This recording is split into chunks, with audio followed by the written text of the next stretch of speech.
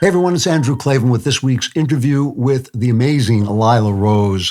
In the Bible, wisdom, who lives with God, says, "Those who hate me love death," which tells us a lot about our society, a society that has been killing babies in the womb by the hundreds of thousands a year for a long, long time, where we're no longer having babies to kill. We obviously have lost our way in some essential way. And it has never shocked me that individuals have abortions when they get in trouble. People do all kinds of things when they get in trouble, and they panic, and they frequently do things that are wrong. And I know many good people who have been through that experience and have to live with that ever after. But it does shock me. It did shock me when we declared that was a right, that it was a right to take other people's lives. I mean, it seems to me that was one of the ugliest incidents in American history, the Roe v. Wade decision. And when it was repealed, it actually made my heart swell when that happened. And I was on the air at the moment that decision came down.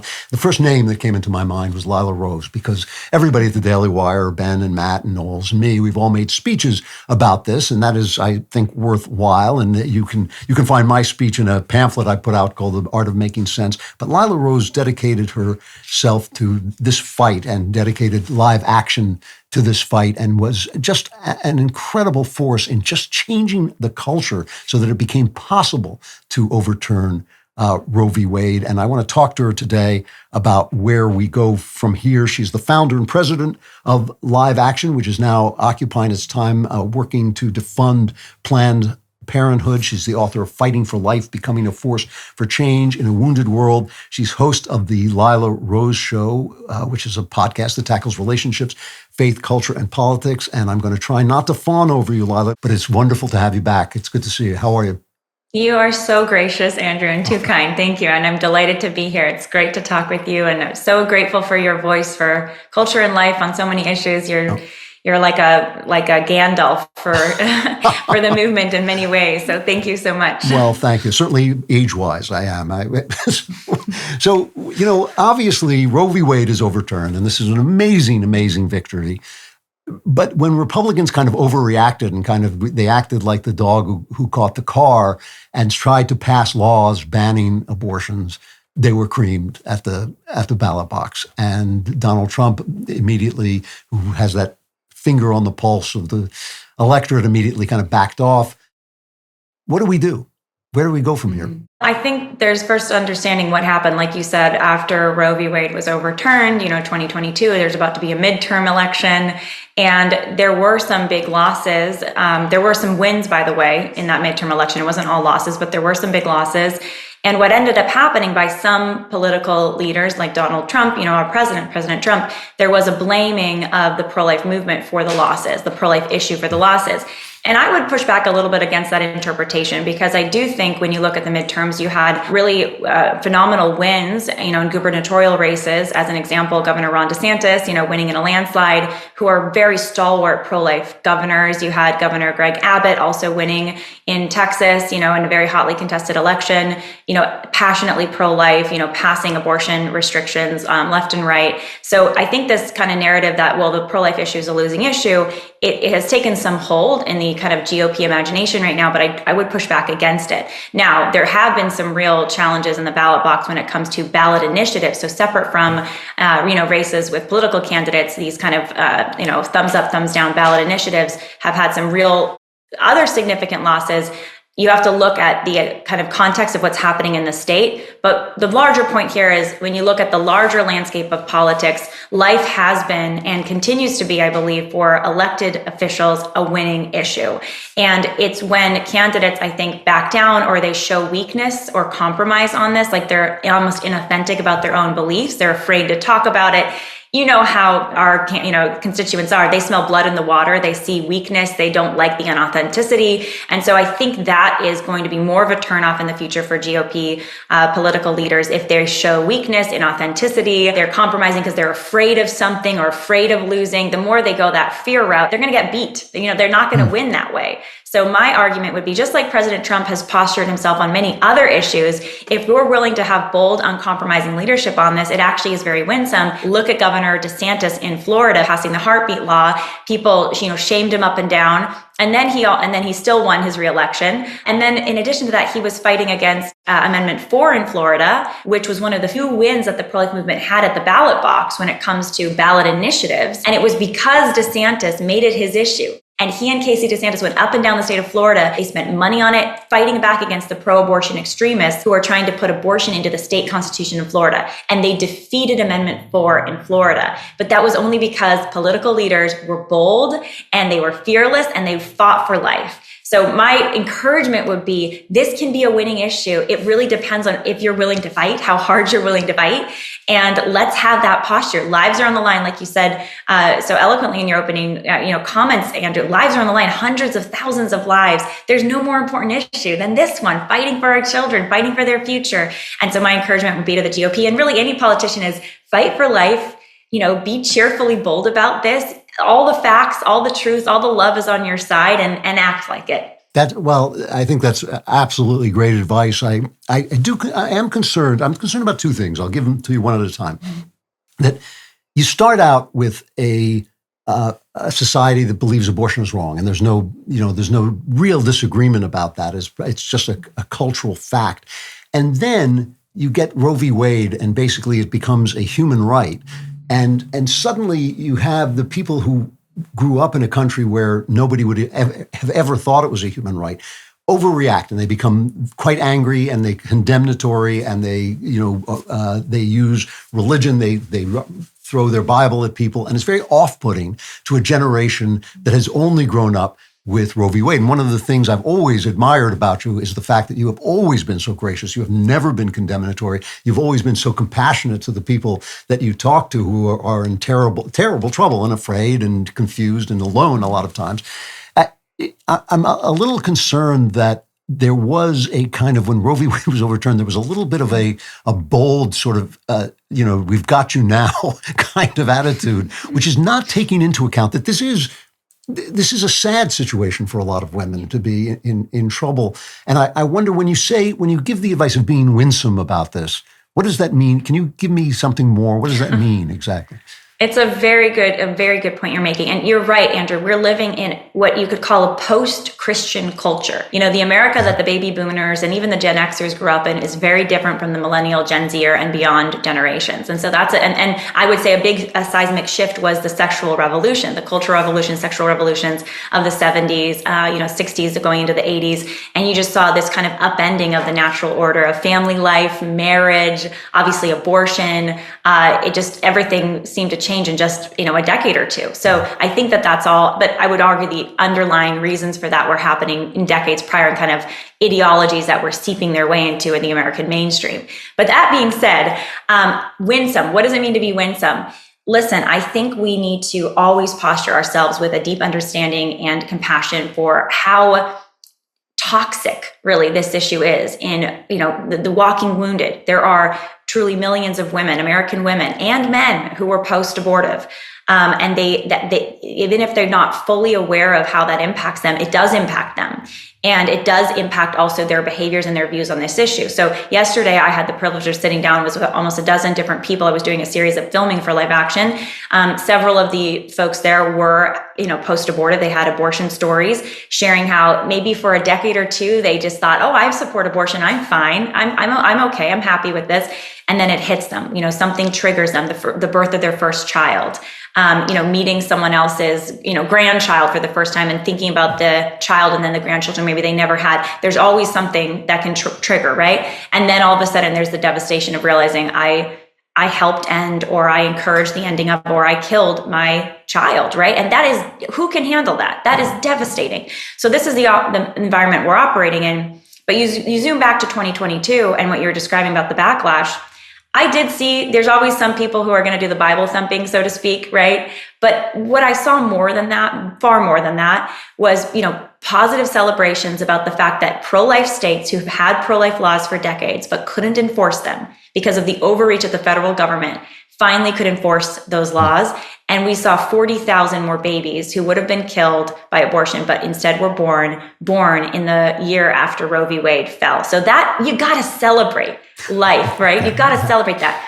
But what you also saw, Andrew, to your point, was the pro-abortion side. And I'm not talking about just your random pro-choice person who doesn't really have a strong opinion on this. I'm talking about the activists. I'm talking about Planned Parenthood. And they're rich. I mean, Planned Parenthood is a $1.7 billion organization with over $1 billion in assets. They're incredibly politically powerful and influential. They're culturally powerful and influential. They rallied their troops. This was their D-Day, right? So they were like, Roe v. Wade's overturned. This is a five alarm fire. We're going to get everybody together. They had marches. They spent hundreds of millions of dollars in advertisements saying women are going to die. Women are going to be destroyed by this. By the way, that's not true. That's a lie. And we can talk more about that. But they just fear-mongered. And they made out the pro-life side. They're extremists. They're Bible thumpers. They hate women. Again, not true. It's not true. And so that was a prevailing narrative for a hot second. And we still have to push back against it. It still kind of tries to rise up as a prevailing narrative. So that's what we're dealing with, right? So it's very easy to have someone misunderstand this issue because there's so much misinformation, because they look at it and they say, well, I thought you hated women. People have asked me, Lila, you're a woman. How can you be against, women's rights? I said, of course, I'm a woman. I love women. I believe in, women's rights or human rights, however you want to say this, but my right to flourish as a woman doesn't include, it's actually offensive to say that it includes the right to destroy my own a child, because that's a human that has rights too. And so we got to work together instead of being at war with each other. But anyways, I think that is, when you look at the environment that we're in, I can understand why people get deeply upset about, pro-life, pro-choice. But when you speak the truth, when you talk about the humanity of that baby, when life, with the science showing life begins at fertilization, when you expose what abortion is, the really horrific, dismembering, suctioning to death, a little developing human being. When you talk about the toll abortion takes on women, this is not good for women. This never has been good for women. It's a big lie. You expose Planned Parenthood, people start to come around. We see that all the time at Live Action. So that's what gives me hope. And you love people, but you don't water down the truth. You speak the truth, and it prevails. It ends up prevailing. The second thing, and maybe this is the same question, and if it is, we can skip over. But I do want to put this forward. I remember I was pro-abortion as a young man, and I was a liberal, and I just thought this is the way things are. And I got into a night-long argument with my oldest friend, still my oldest friend, who's a devout Catholic, and a beer-infused argument where we screamed at each other in a loving way, but still screaming till 2-3 in the morning. A loving argument. Yeah, well, men are like this, And I went to bed that night, and I remember thinking, he won that argument, which actually doesn't happen to me all that often when I'm arguing with someone, unless I happen to be wrong. And it still took me 20 years because the culture around me made me feel like I would be a bad person. And the thing that I'm concerned about is that Roe v. Wade degraded our culture to a level where now, of course, all you need to do is get your hands on an abortion drug. You don't even have to go to Planned Parenthood. Is there a way to infuse the culture with the opposite idea without being condemnatory, but saying, no, this is something that really decent people don't do? Yes, I think there is. And we do this every day at Live Action. That's our whole focus is changing hearts and minds by winsomely speaking the truth. And when you said earlier, what does winsome mean? Winsome means you got to speak the truth, because you're not going to actually win them over to any kind of truth if you're not actually telling the truth. Like if you're mitigating it, compromising it, you're afraid of it. So we're not hiding the evil of abortion, the toll of abortion on the survivors, on women, on the men who are, left behind after their children have been killed, on the evils of Planned Parenthood. But you do it in a way that is inviting them to join the truth. You're not saying you're shame on you. It's that political divisive language of, the left is all bad and evil and the right is good. And, we don't get into that. Instead, we say, listen, some of the people we work the closest with at Live Action are people who used to be abortionists. They used to kill babies. I mean, Dr. Anthony Levatino, he says, I did 1,200 abortions.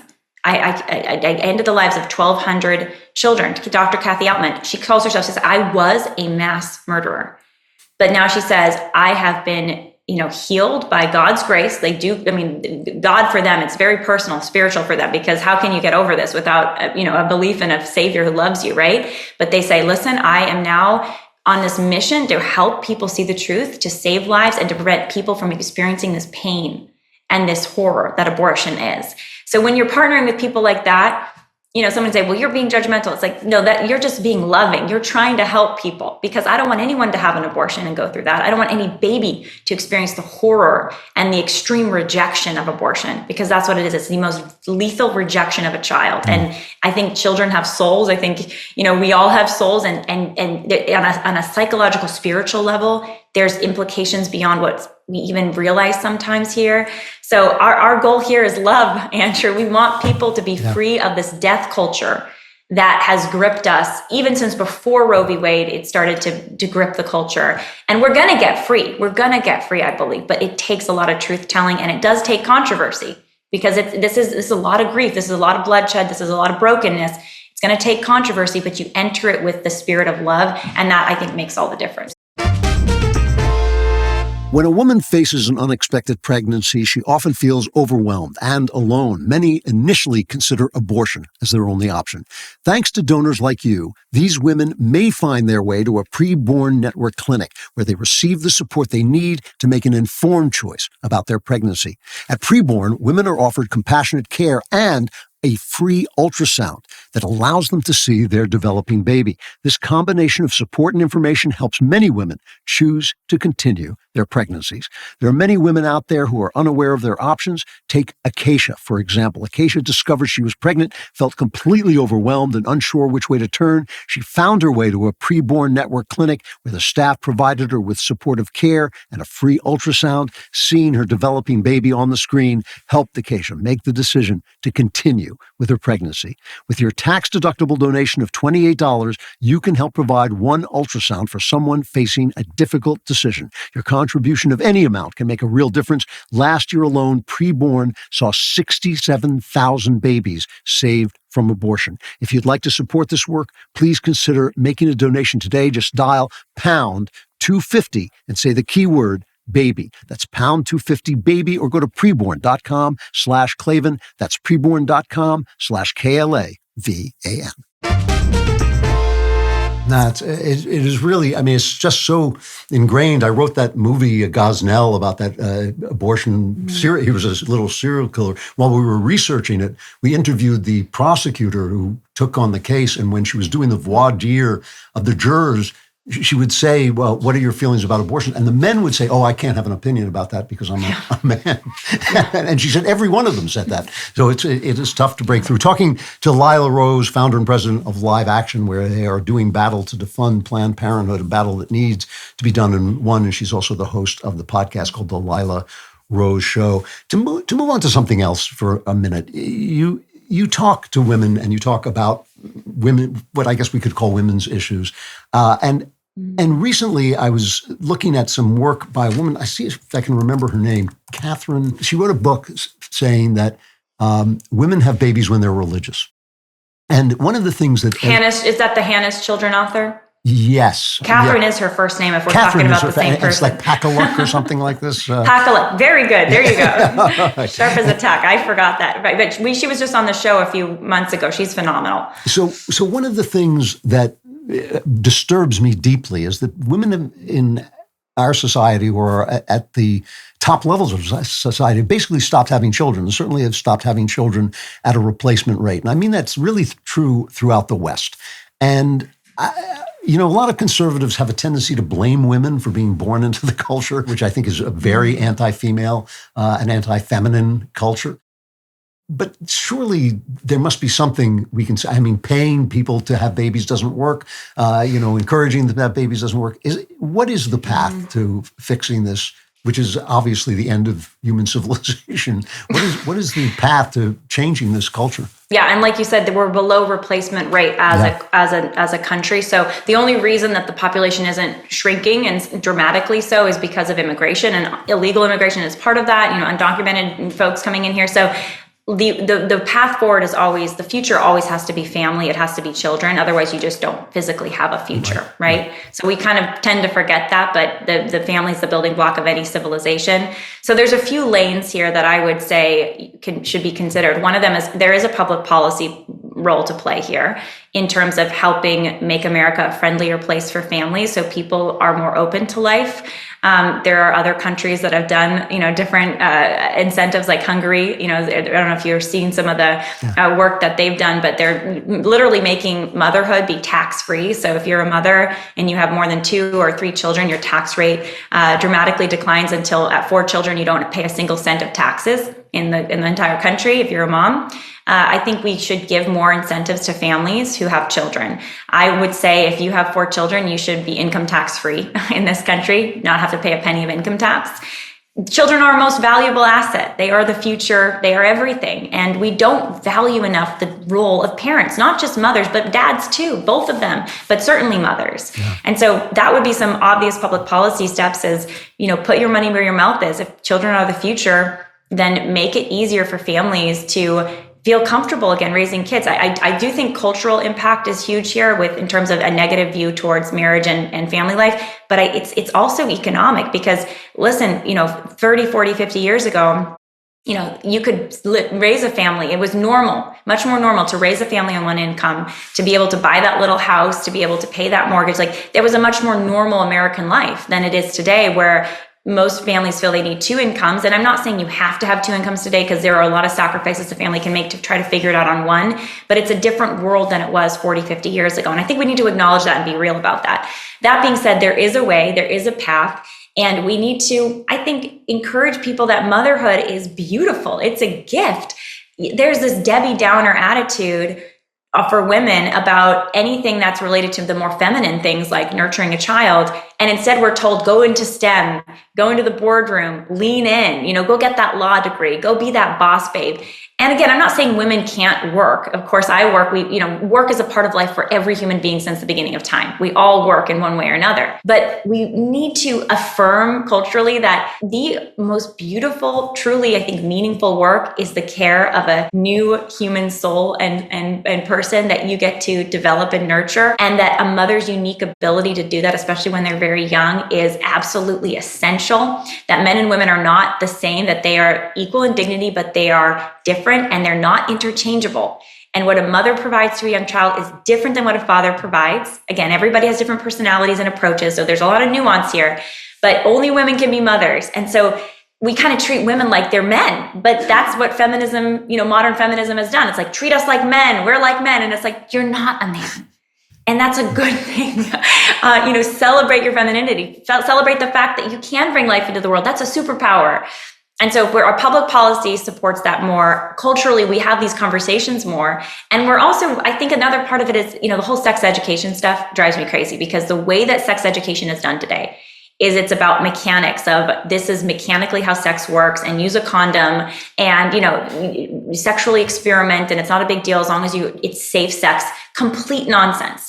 Sex is about a relationship with another person, and sex brings life into the world. And that's a good thing, by the way. It's designed to do that. And that is not some, you accidentally get pregnant, how horrible. It's like, if you get pregnant, it should be in a context where it's like, how wonderful, right? But how do we do that? You put sex back where it belongs.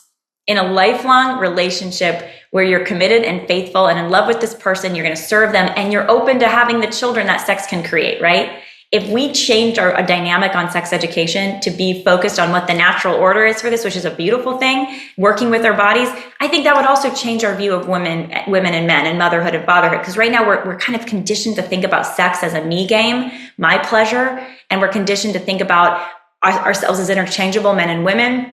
We've forgotten our nature. We've forgotten what how we're designed. And that has big consequences. And one other thing I'll say that I think is another solution, Andrew, is fertility awareness. I'm a huge fan of educating our young people on the development of children in the womb. So that's one thing we're doing at Life Action with something called Baby Olivia. That's not the fertility awareness piece. That's actually showing the beauty of life in the womb. So that's something I digress a minute, but forgive me here. We just passed this morning in Kansas, the 4th Baby Olivia law. Life Action's helping do this behind the scenes, helping get this into public schools.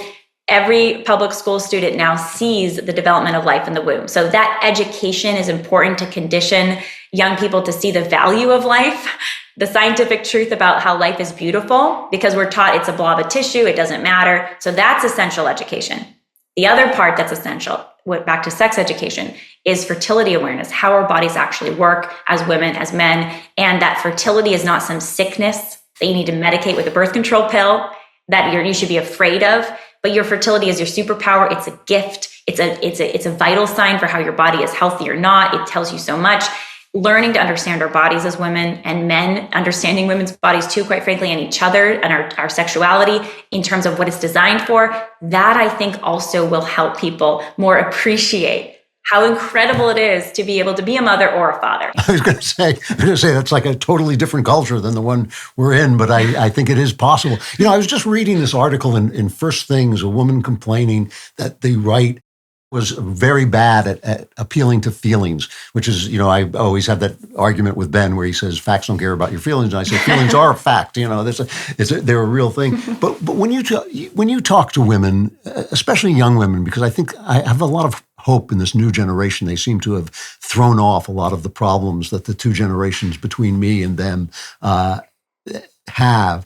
When you talk to them, what is the thing that they bring you that is a problem? When you say these things to women, some of them must push back and say, yes, but what do they say is happening that is preventing them from taking that attitude? Yeah, I mean, honestly, Andrew, when I talk to women and we actually are able to have a conversation, or I'm able to share more than like a 60-second clip on the internet, right? Like a quick gotcha Instagram reel, which is much of today's commentary, right? Unfortunately. But when we have these conversations, or I have people listening to my podcast as an example, it's very rare. It's very rare that I'll get someone saying, this is wrong. I disagree. Women are men, or, women should be like men, or whatever what are they going to say, right? When they hear it presented in its more holistic form, that like with the nuances, because again, when it's just sound bites, like, women belong in the kitchen, right? Like, and men get to do what they want to do, and women are like if they have these stereotypes of what it means to be, traditional or conservative, right? And then they see some X account doubling down on the stereotypes, and like a red pill bro saying, yeah, women deserve, put them in the kitchen, or whatever they say. I can understand why the boss babe, pseudo feminist would be like, oh, they're ridiculous. See, I need to fight them, fight the patriarchy. But then you sit down and you actually talk to them. You talk about their dreams, their goals, their hurts. You talk about the bigger picture, about the gift of obviously fertility, the superpower of motherhood, the role of men and women, and how they can work so beautifully together and complement. Those women, usually like 90%, they are in agreement. It's not that we agree about a lot more than we realize if we sit down and talk. But we have these labels that we put on things, and there's obviously, outrage culture on the internet, which drives a sense of division that is maybe overpronounced, quite frankly. And I'm not saying there aren't real differences, especially on the issue of abortion. There's some people who think abortion should be legal when it shouldn't. It's killing a baby, right? So we're going to have real differences we have to debate and figure out. But when you actually talk about this view of, women and men are equal in dignity, again, 90+% of people are going to say, yes, they are. They are different. Yeah, they are different. There are different roles naturally that leads to caring for children, because women get pregnant, men don't. Women nurture in a way men can't. So men have a role to protect and provide when the woman is nurturing. Yeah, again, you're at an 80-90% issue where people are like, yeah, that makes a lot of sense. We're not saying women can't work, or they don't have intellectual abilities, or they can't contribute economically, because of course they do. But we should arrange society so that they're able to make some of their most significant contributions, which are the most essential for society, quite frankly, to be with their kids, to be able to be there for their kids. And you ask your average woman, do you want to be with your kids, or do you want to be working a 9 to 5? And many of them would like to be with their kids. And then we got to do the extra work of saying, okay, what does it mean to be with your kids, right? Because post-industrial world, modern world, loneliness is an epidemic today. We're living in suburbia. We're all separated from each other. We don't know our neighbors.